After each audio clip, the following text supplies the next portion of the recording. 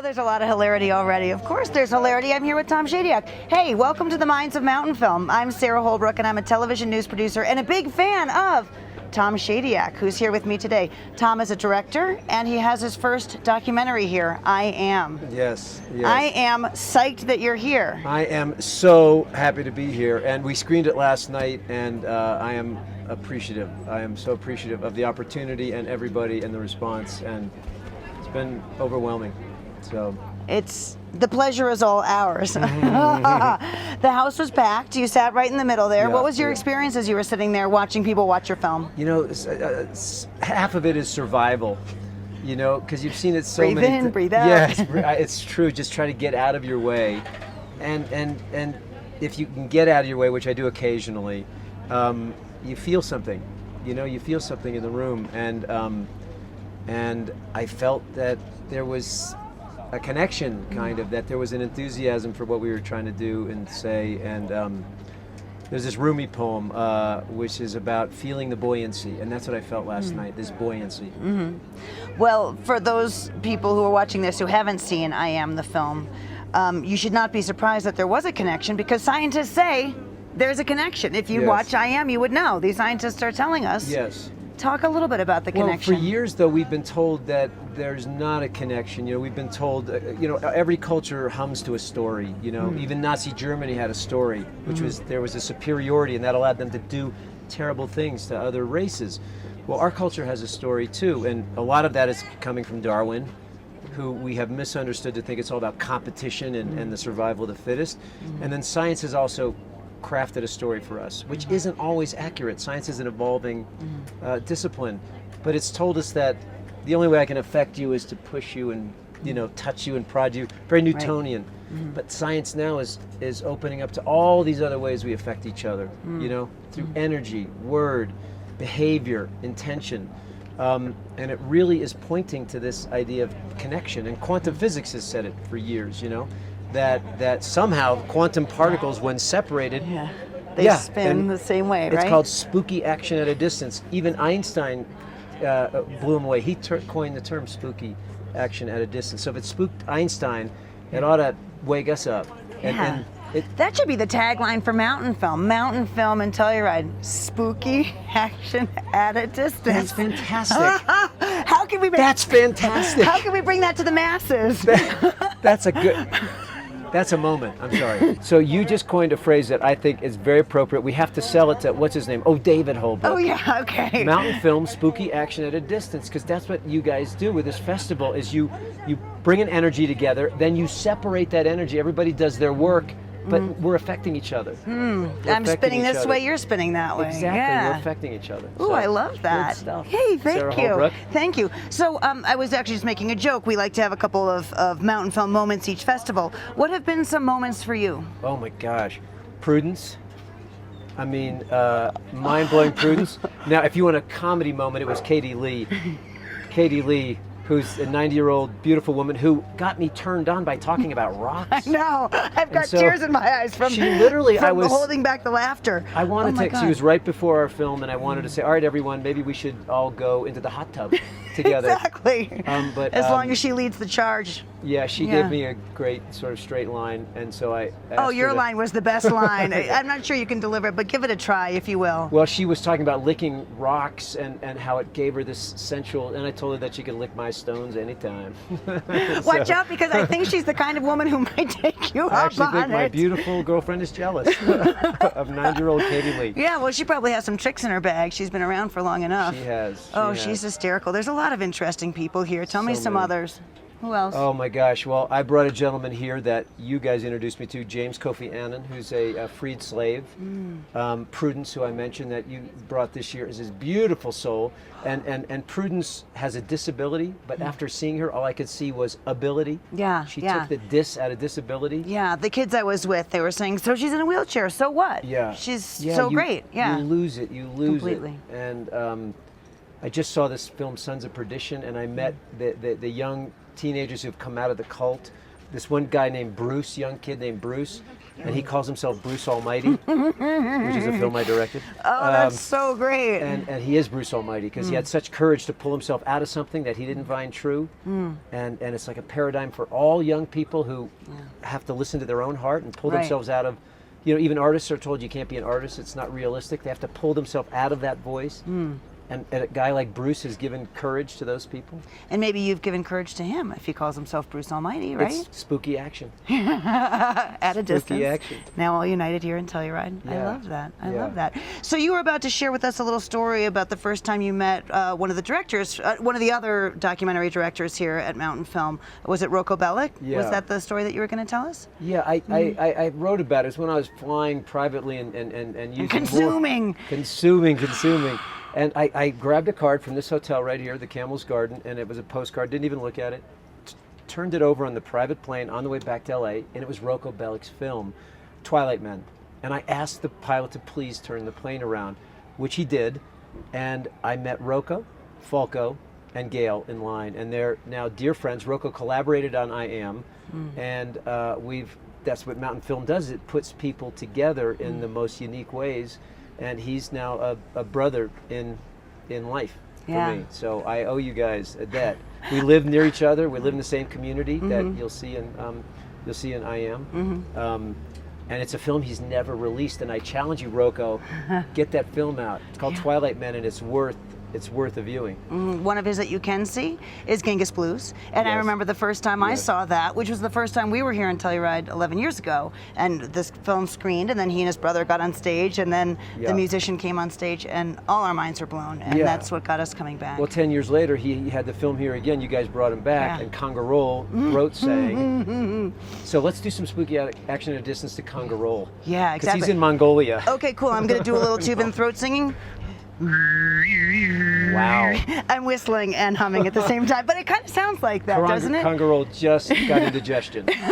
In Mongolia, I felt it. No, got a little worried. Thought maybe there was some competition. No, we're all together in this, baby. It's all cooperation.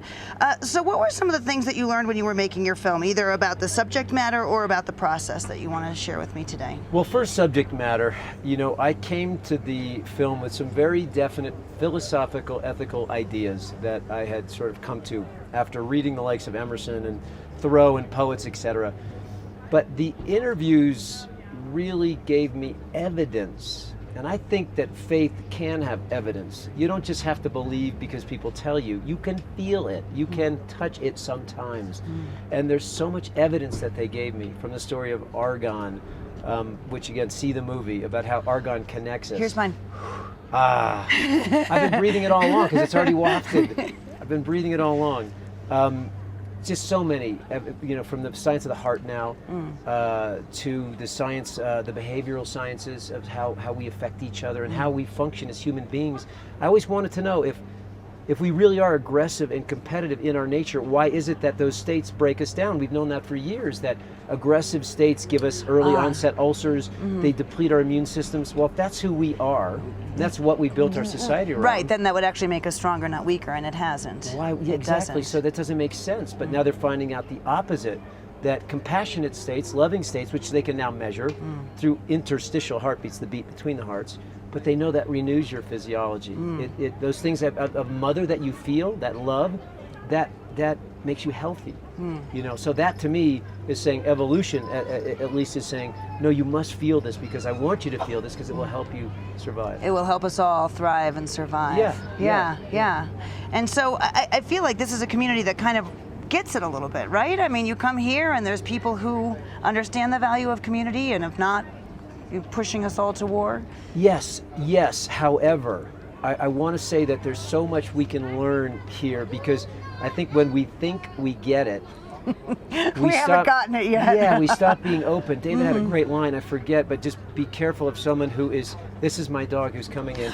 This is a spooky action at a distance coming to affect our interview. Oh, I love this is JJ. Ooh, JJ, thank you, you JJ. thirsty? You thirsty? Oh, jeez. Did they lick my Did he lick your glasses? Yeah, yeah. JJ, you and I are all going to turn our noses towards the bar, and then we're all going to get up and move in the same direction, much like those, the antelope, the deer and the deer that's a good park. Story. I loved that story. See, that's the kind That's of how we're thing. going to end the interview. When we're really ready to finish the interview, We'll you and vote. I are going to We'll vote just with our turn our noses. heads Yeah, and then we'll just vote. get up and walk, okay? I think your producer's going to do that. He's going to turn his thumb and go. And he's gonna, So anyhow, you were saying, I'm sorry, I didn't mean to interrupt the fabulous line that my husband David had. Please, go ahead. It was about always, I'm going to butcher this, but it was essentially gravitate toward people who are seeking the truth.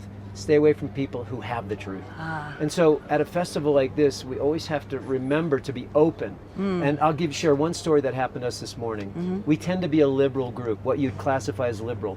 And there was a gentleman who came up to me after our conversation this morning that David led. And he said, I'm a Republican and I'm a conservative Christian, and I came to this festival with my family because I wanted to open them up to new ideas. I wanted to see what we could learn from people who may believe differently than we do. And that's something I think we can all take to heart. That is a philosophy that works. We don't know it all. We don't have the way. There are many ways, and to remain open. And so to not say, I have the truth, but to say, here's some things that have touched me. What do you know? What touches you? Right. It's tough to get to the truth, though. I mean, I think so many people have a different opinion about what the truth is. Yeah. I do believe in a truth. I mean, we've talked about this before. I do believe in a truth and the many paths to that truth. But it's all a kind of annihilation, if you will. The mystics call it annihilation, which is putting to death anything that isn't the truth. That isn't the truth. So isn't that kind of a process of elimination? This isn't working, that isn't working, that isn't working. But that seems so negative. That seems so kind of focusing on the stuff that isn't right as opposed to maybe searching for what is. But it's kind of like peeling away an onion. And inside the onion is a diamond, if you will. But you must peel away, or soot that comes off a lens. You just must peel away. And I think we know. Thoreau said, I'm always regretting the fact that I'm not as wise as the day I was born. So we have that intuitive wisdom in us, but we get so overlaid with culture. How do we lose it? Why does it go away? Does it have to go away? I think that a friend of mine is a psychologist, and a friend of mine says, you already know what you need to do. What you need is the courage to do it. So he always asks the question, what is it that keeps you from doing it?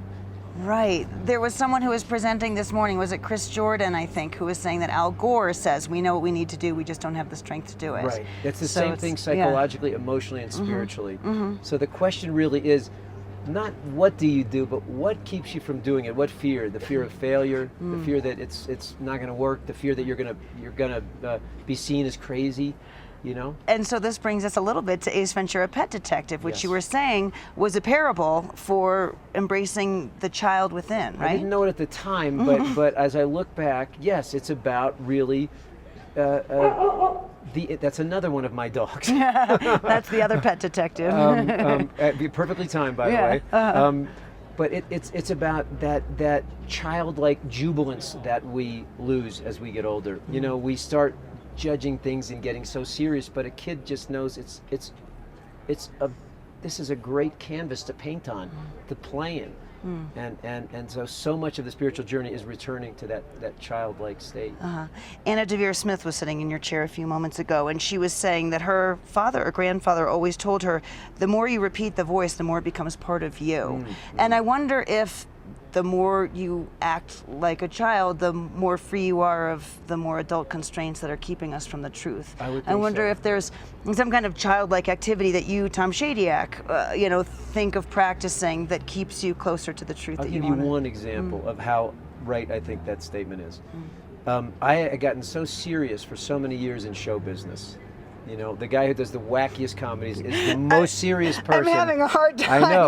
I know, but I'm deadly, uniting those two ideas, but go on. I'm deadly serious about this discipline, so much so that I stopped playing, So after I did Bruce Almighty, I just had enough of an instinct, or enough, I guess, wisdom to listen to my instinct to say, buy a bike. So I bought a bike, and that action has changed so many people's lives, because I now buy bikes for other people who may not be able to afford them, and it's returned a sense of play to me. I'm in really good physical shape. It brings me such joy. I play every day. My playful bike is right over there, and it's a banana seat with monkey bars that Fantastic. truly makes me transported to the time when I was 11. Fantastic. I know exactly what you're talking about. Fantastic. I haven't done the banana seat yet. It's actually really uncomfortable. I have to stand up all the time, but I love it enough that I don't mind. The banana seat, where's Katie Lee when you need her? These analogies, I won't. Yeah, let's stay away from I it. won't touch it. But I see what you're saying. Yeah, that does kind of bring you back to the child, It does, to the it state of does. childhood. It Yeah. does. We have yeah. this thing, like, we're so sort of washed in our ways of culture. We have to call it exercise. Kid would not even know what exercise is. Right. It's just play. Fun. So I don't exercise. I play. Every day I try to play an hour to 2 hours every day regardless. That's the recipe from the doctor. Dr. Shadyac here says play for 2 hours a day. I agree. It's literally the cure of obesity. Like, let's end the discussion. Yeah. But it's this is the paradigm shift that I think part of that discussion that has to take place. Because our culture says, no, that's not serious. Get serious about your life. It's okay to work. If I told you I worked 12 hours on a film today, you'd be like, oh, that's cool. Like, what are we doing? Normal. If I say I bike for 3 hours today, you'd be like, oh my God, Wow. are you crazy? Yeah. Like, what are you, nuts? That's how out of balance we are. You know, we have to return play as an essential part of who we are. Yeah. Hey, what excites you? What are you thinking about now that you're excited about? Let's turn the cameras off, baby. No, I'm just kidding. David, I'm kidding. You're 6'11", and I'm only kidding. You know what? This excites me.